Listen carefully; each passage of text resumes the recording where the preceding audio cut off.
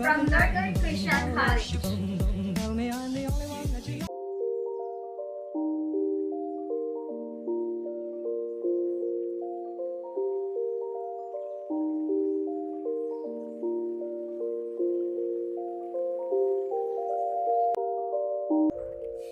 Before starting the dissection process, it is important to use PPE or personal protective equipment in order to protect us from drops, splashes, spills, and to even minimize the potential skin exposure to the frog, such as lab gown, safety goggles, head cover, mask, and surgical gloves.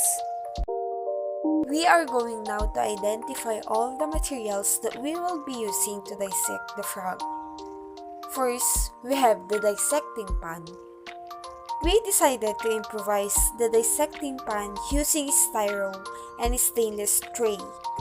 This provides a place to dissect the frog and a surface to stick dissecting pins into. Next is the dissecting pins. This holds the frog down to the dissecting tray. Third, we have a bio bag. This will be used for disposing our waste properly after the experiment. Fourth is wipes. We need this in order for us to clean our workspace after the experiment. Fifth is the disinfectant alcohol.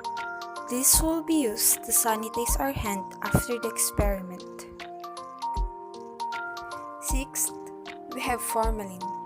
This will use after dissecting and skinning the frog. Second to the last, we need a frog for this experiment. So here is our frog specimen, and I identified her as a female because it has a small thumb pad. Lastly, and most importantly, is we need a dissecting kit. But before jumping on towards dissecting the frog, let's take a look inside our dissecting kit. First is the scalpel. Next is the thumb forceps. And this is the flapper. And next is the mosquito forceps. Fifth is the needle holder. And this is the butterfly.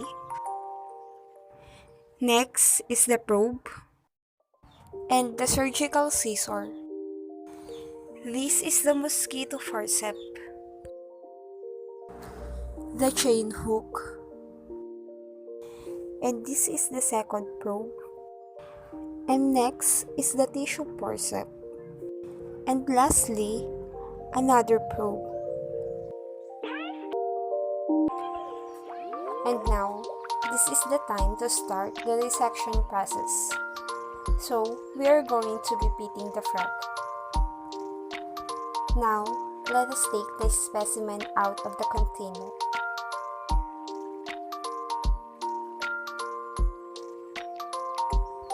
As you can see, we are trying to calm her down because she is not exactly behaving the way we would want her to. By following the right way, we positioned her properly so that we could locate the soft part of her skull. Now that we found it, we positioned the probe at a 90-degree angle and inserted it in a rotational manner. Now that the frog is paralyzed, we can now pin her in a supine position into our dissecting tray. Using the forceps, I am lifting her skin and on the bottom part of her body to make it easier to cut into a mid-sagittal region.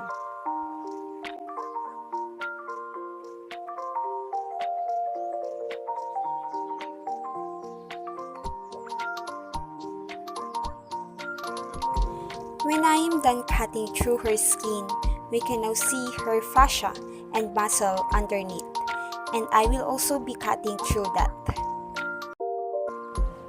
And finally, we can now see the internal organs of the frog and ready to be examined.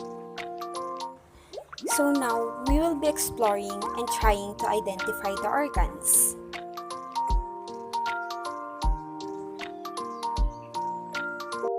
We are separating the fat bodies from the frog.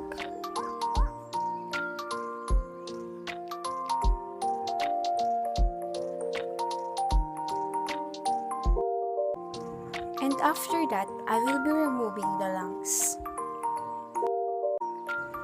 And then, I am also removing the stomach. And next, the intestines, the small and large intestines.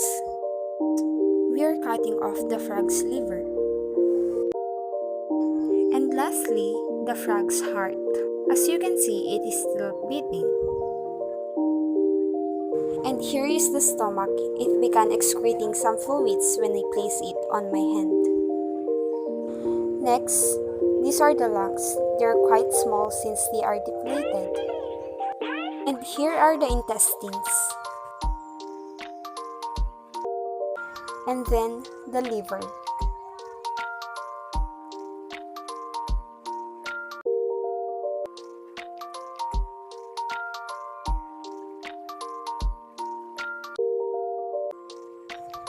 After pitting the frog, we are now going to the skinning process.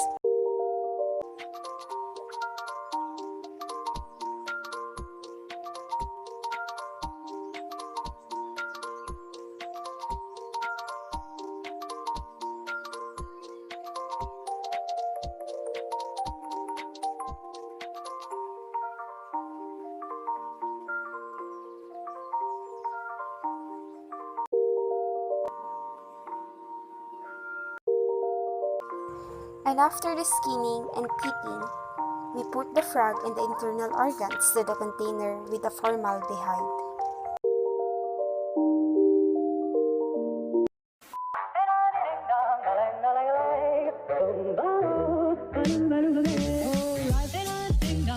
If I could take you up in